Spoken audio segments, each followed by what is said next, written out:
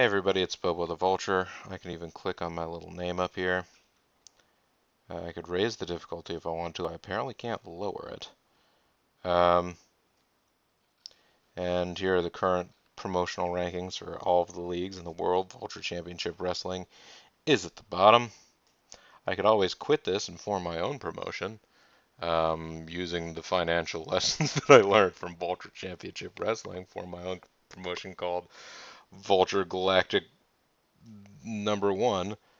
But let's go back and move ahead to the next day. At the beginning of the month, I would imagine we might see some staff moves. No, apparently not. Not a damn thing happened. Well, let's keep trucking along then, because we certainly don't have anything to do until the end of the month. Pay-per-view. Nobody cares. Next day. So how you folks been? You enjoying your days? You enjoying your idle time watching EWR Let's Plays? I was about to say, Let's Plays like there's a multiple. I'm sure somebody else has done a Let's Play of Extreme Warfare Revenge. I wouldn't be surprised to find out that somebody's done a far more expert run of Extreme Warfare Revenge and done a Let's Play of it. I'm just here doing my thing. It's okay.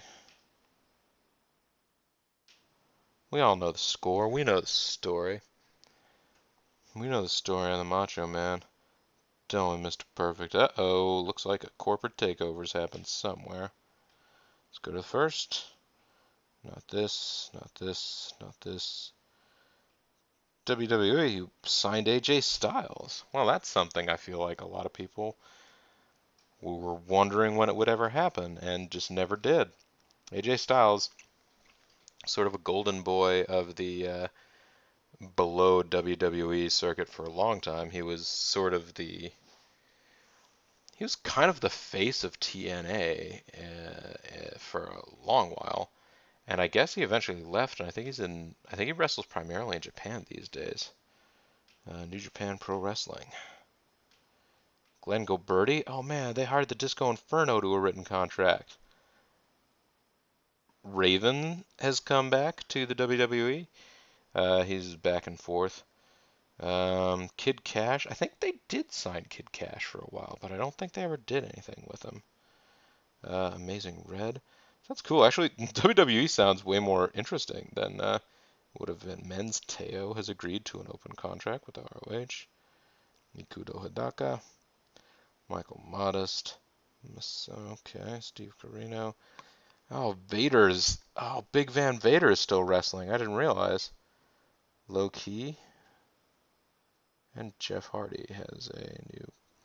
And Percy Pringle. Oh, yes. Percy Pringle, folks.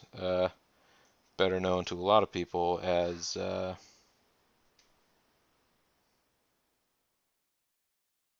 Let's see, where are they? NWA Total Nonstop Action. Let's look at their roster, because they've got Vader on it. Amazing Red, BG James. Oh, Buff Bagwell's working for them. Yeah, Chris Sabin. That tracks. CM Punk, I don't know, ever actually worked for them. Jeff Jarrett is, unsackable agreement. The Jarrett family were in charge of running this Fed for a long time. Oh man, Big Van Vader. Can I not look at his profile? Look at his worker relationships. He's friends with Ricky Morton, Scorpio, Terry Funk, and the Disco Machine, and he hates Bam Bam Bigelow. Guess I did not know that bit of insider backstage politicking.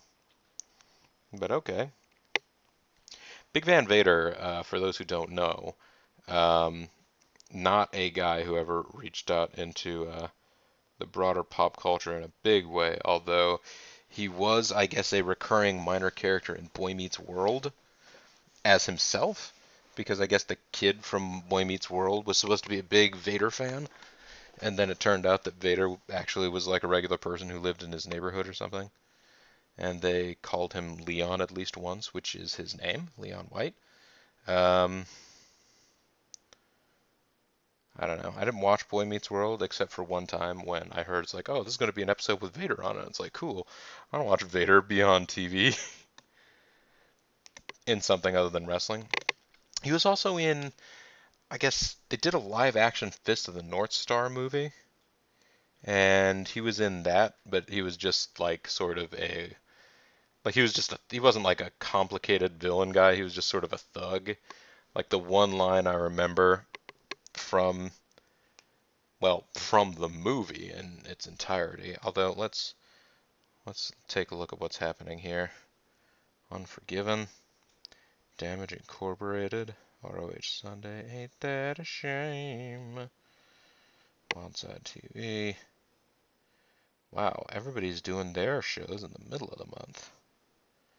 Interesting. Donovan Morgan has agreed to an open contract. D'Lo Brown is moving around. Tayoke, okay.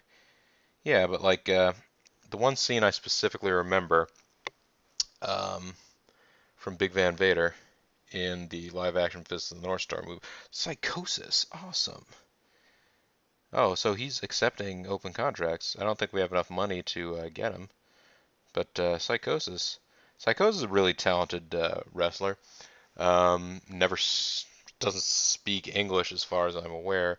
The one time I heard him speak English um, in a WCW show, it was two words that it sounded like he sort of just learned phonetically because Sonny Ono, who was a guy who managed wrestlers, like basically walked past him and said, "I have a deal for you. Are you interested?" And he said, "Of course."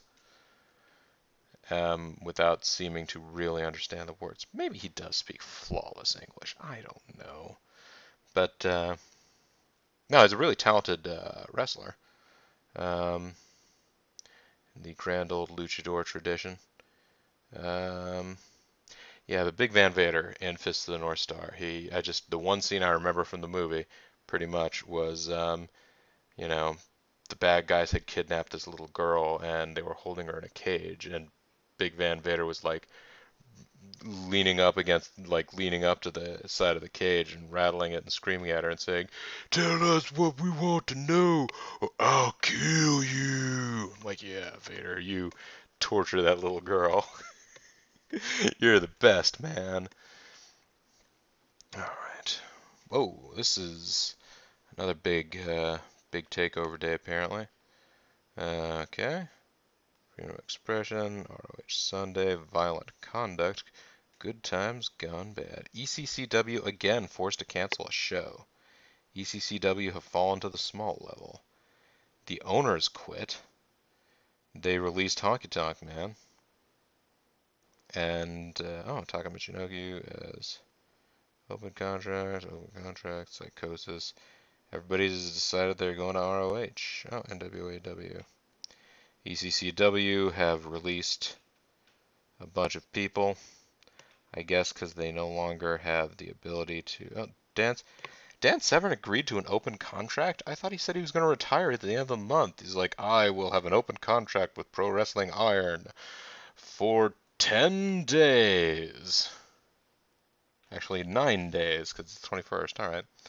ECCW firing Jimmy Hart and various other people because I'm guessing they either can't afford them or they were on open contracts and the people are like, I don't want to work for you anymore. You're a small promotion and I'm bigger than that.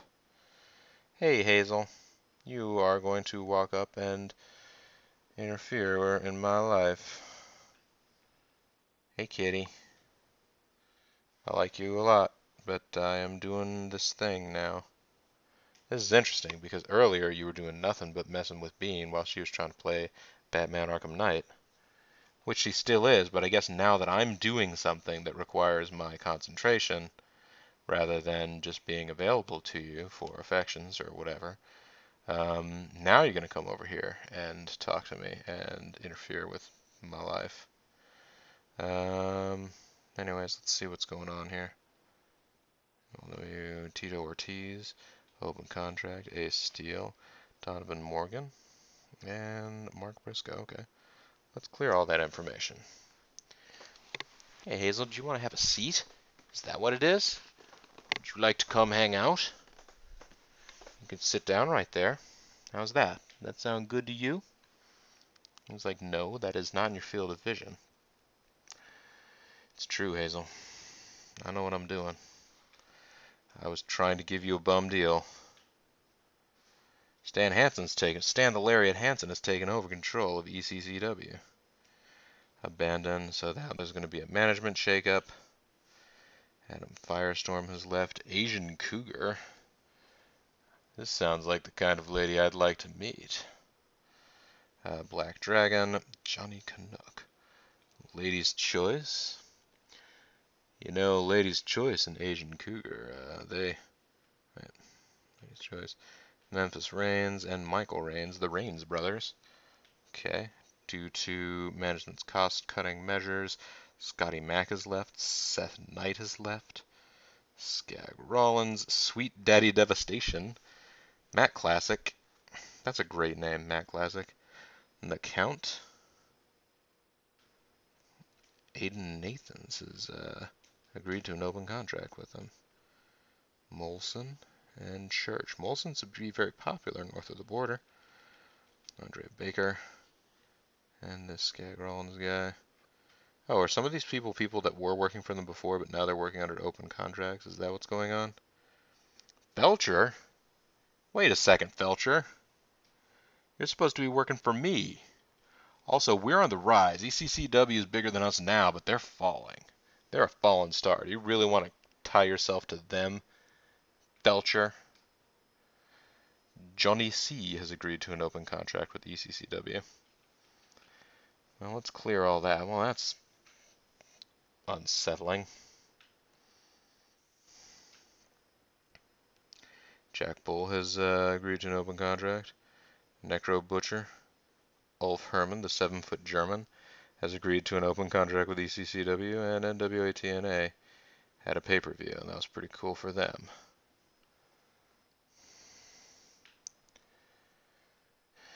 Alright, Friday. SmackDown happened on Thursday night, so that was the thing that happened. And now we have finally skipped ahead to the day of our now monthly pay-per-view. Let's go to the email.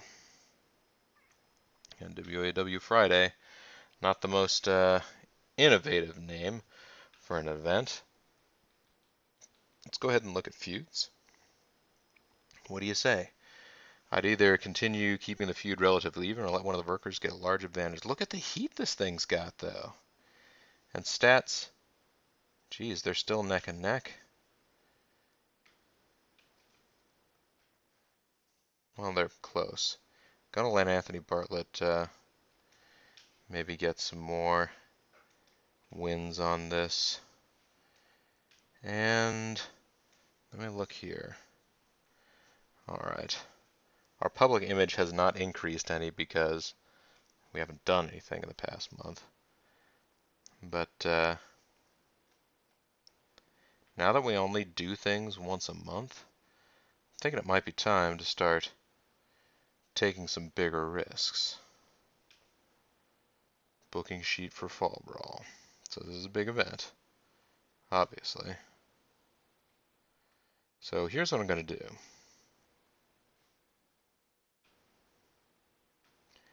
I'm going to book a match. Actually, no. Let's stare at the roster some more, like I do every time. I think what I want to do actually here is get. Now who was it that said they were going to start asking for more money? 10% more. I probably should have been paying closer attention to that, huh? It doesn't look like anybody else is asking for more money. Was it Marcos?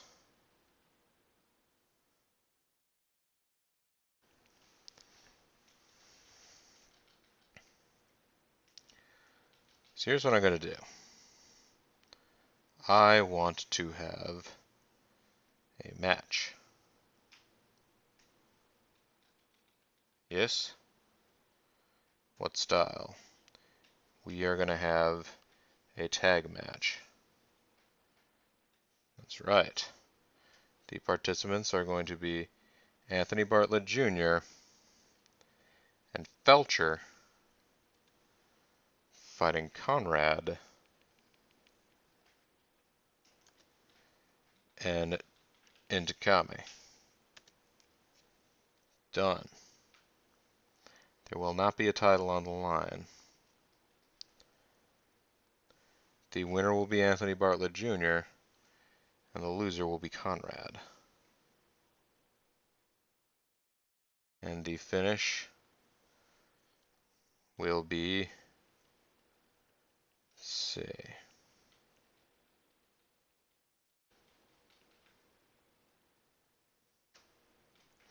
once again, Bartlett's going to cheat. And then the aftermath of the show is going to be, let's see, it's not going to be a run-in attack.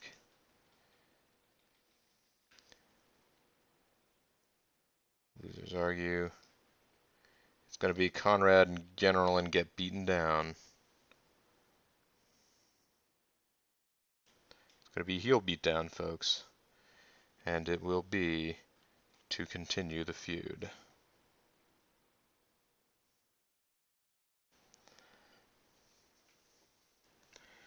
Now then.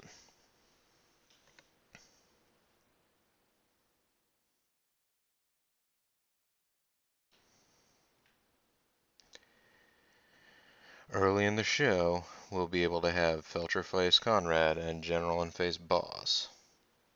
So those are 2 more matches. Let's let those guys get a little bit of rest, though. So we're going to start with match 1 versus 1, singles. Yes. Anthony Bartlett Jr. Wait. Anthony Bartlett Jr. versus Intikami. Not for a title. It will be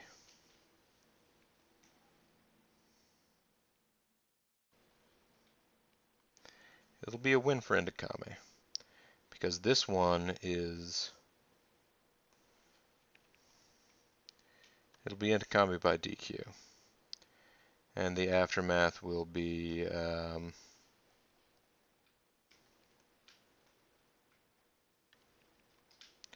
Bartlett attacks the ref. Because he's a jerk. And the purpose will just be to put on a good match.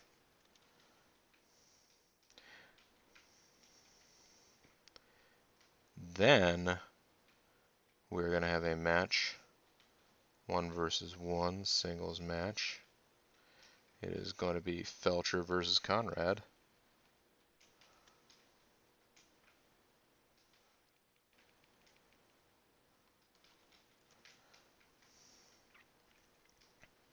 And there's not going to be a title on the line. And the winner will be Belcher.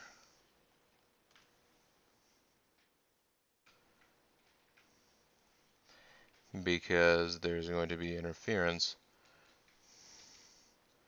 from Anthony Bartlett Jr. Then there's going to be a run-in by Intikami. See? Intikami is going to save. Let's see. Yeah.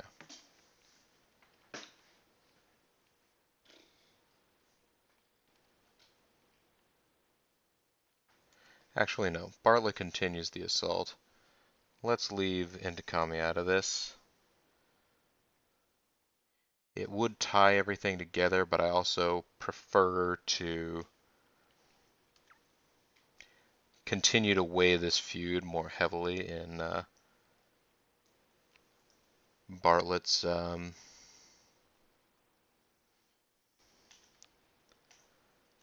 favor.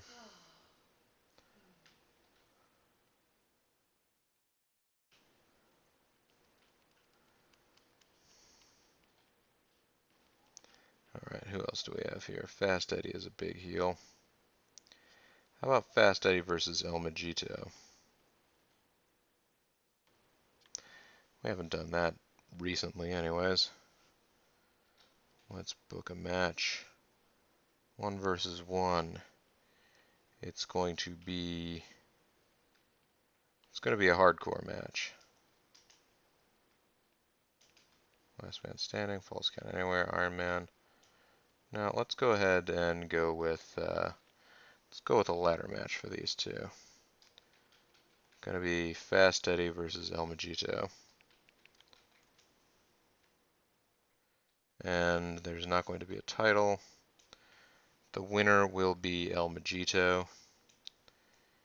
And the finish is going to be a sick bump. That's right. By the way, sick bump means, for those who... Oh, jeez. Sorry, kitten. I shifted my foot slightly as I was starting to say sick bump. And Hazel went nuts. Now, a sick bump, or a bump, is when someone basically takes a fall or something. Something that would legitimately hurt, and there's not really a good way to, cushion yourself from it. I mean, everything that wrestlers are doing to each other hurts to some extent. But like a sick bump would be like if somebody fell from a great height or, something like that. And the aftermath will be that El Majito will celebrate. Because it's a monthly event now, we can make these guys take slightly greater risks. So we are going to put on a good match that way. Complete that segment.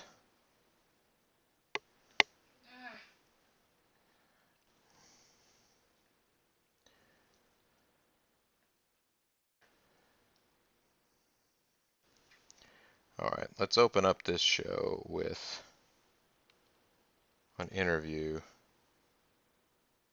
A single worker interview. Bean is over there playing Arkham Knight. She just said, fuck this shit. So whatever is going on right now, it's getting real. Alright.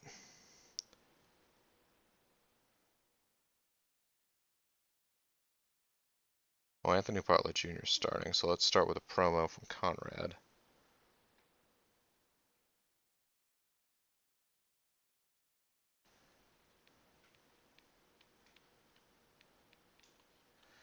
Conrad. His target will be AJB. Or ABJ, my fault. And it's going to be all about keeping this feud going.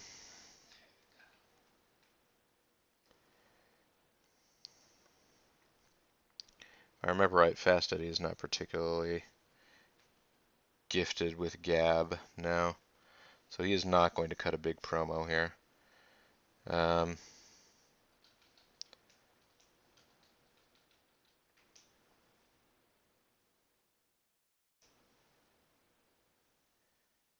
We can do a post-match interview with El Majito right here.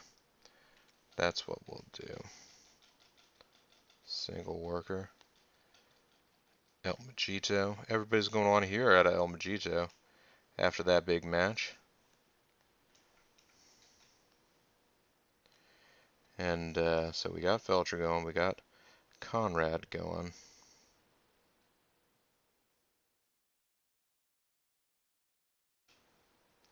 Let's go ahead and get the Anthony Bartlett interview in here.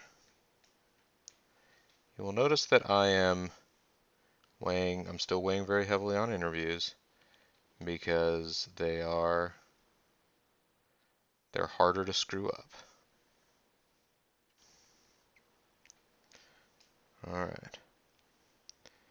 And we have room for an interview segment with Indikame, which will be the one person we haven't done any with that's in this show.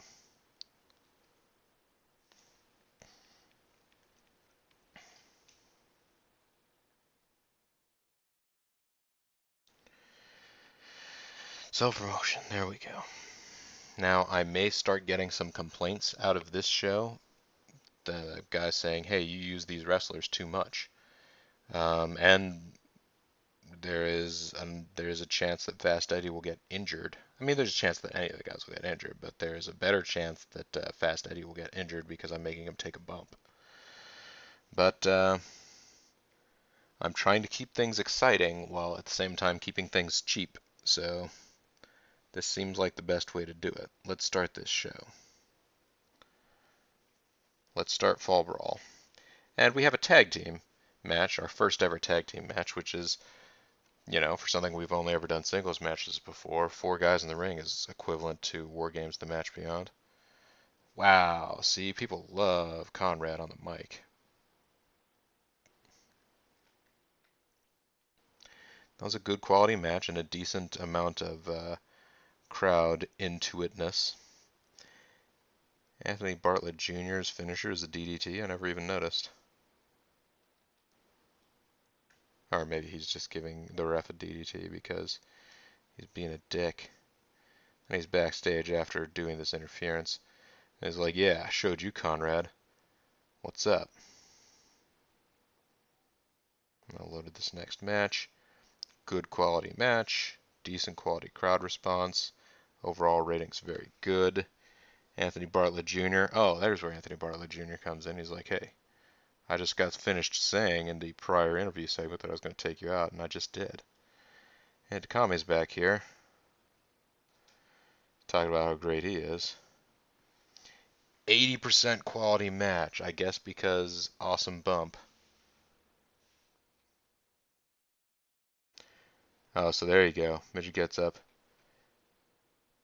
Eddie climbs up the ladder, reaches the top, but El Majito gets up and pushes the ladder fast. Eddie falls from the top of the ladder all the way over the ropes to the outside. Oh my God! Alright, El Majito climbs each turnbuckle in turn, working the crowd. After that kind of a great match, the crowd reaction was 26%. What the fuck, guys? Come on. El Majito's backstage on hype duty. And this is the main event. These are 4 of our most compatible workers doing some of their best work. So the overall ratings are way up. I think the crowd's getting more into these, which is good. Soon they've left Conrad and General, so it's a monthly event, and the heels won in the end, which is not how I'd ordinarily have monthly events go. But this was a quality show. Look at that. So let's check our Extreme Mail. First, Belcher thinks you should be higher up the card. So does Fast Eddie. Marcos wants some matches against General and Inakame. You overused Anthony Bartlett Jr. The fans started to get sick of seeing him. Apparently only Anthony Bartlett Jr. was overused. Oh, because he did run-ins. So if it was just an interview and 2 matches, that's sufficient. But if you start making appearances and matches beyond that, then that's excessive. Good to know, actually. That's a good threshold. And 6. Previous 32 people. Man, this show was huge. And we got $10 a ticket, so that's $320. So wait a minute. Marcos versus Intakami, huh?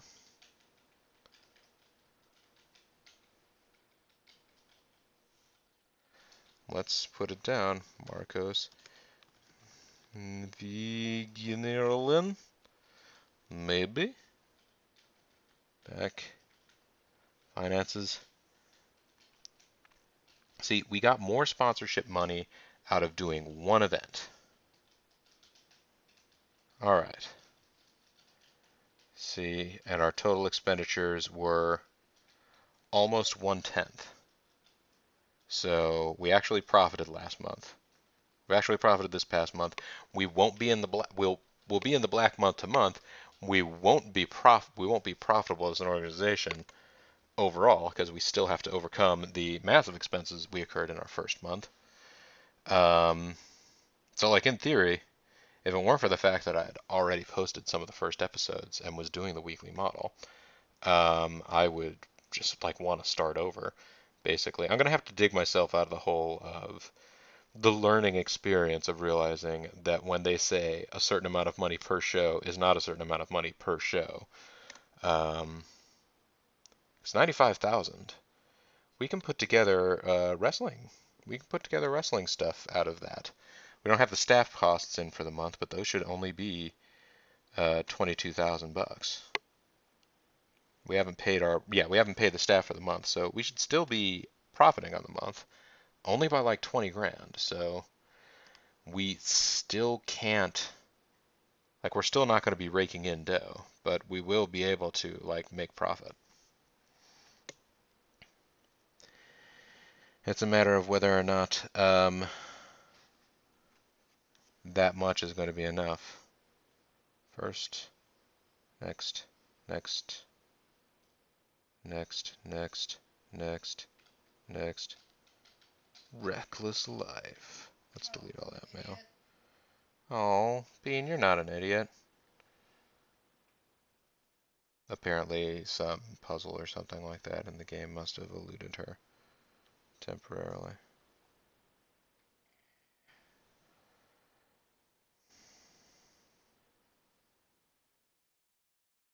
And let's click over a day here.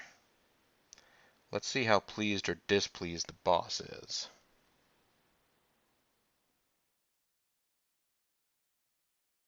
Oh, it's Felcher's birthday. Happy birthday, Felcher. First, NWA pay-per-view. Toryumon have listed. Dan Severn retired. Del Rios retired. Oh shit, Felcher wants more money. I'm hoping that because he makes less than $10,000, a wage increase demand of 10% will not amount to an amount of money that the game can understand. Conrad is also increasing his wage demands. So is Anthony Bartlett Jr. Good work. Our public image is rising nicely. We've lost money for 2 months running now. Maybe you should cut some costs? What? Clear it all. Let's go to the finance window here. The production costs went way up after the show, after the initial show. How did that happen? Well, we're going to have to cut production costs, folks. That's all there is for it.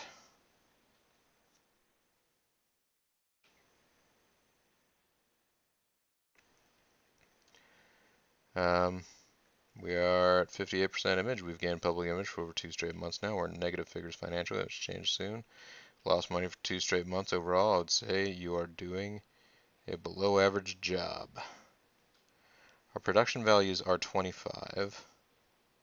We're going to have to change them. We're going to have to lower them by 5%.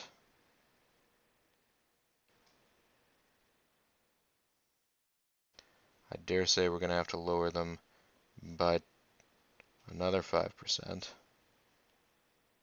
Yep. And we might just have to lower them down to 10. Cutting way back in desperate hopes that we can not lose money. Also, let's look at the roster and see. Is Anthony Bartlett's still asking for 5 grand. So that's good. Felcher is asking for 9 grand, which, alright. And Conrad is also still working for 5 grand. So, thankfully, they work for so little that asking for an additional 10% does not actually round up. I need breaks like that at this level, folks. Anyways, this is Bobo the Vulture. This has been Let's Play Extreme Warfare Revenge. Thank you guys very much for watching, and I'll see all of you next time. Bye for now.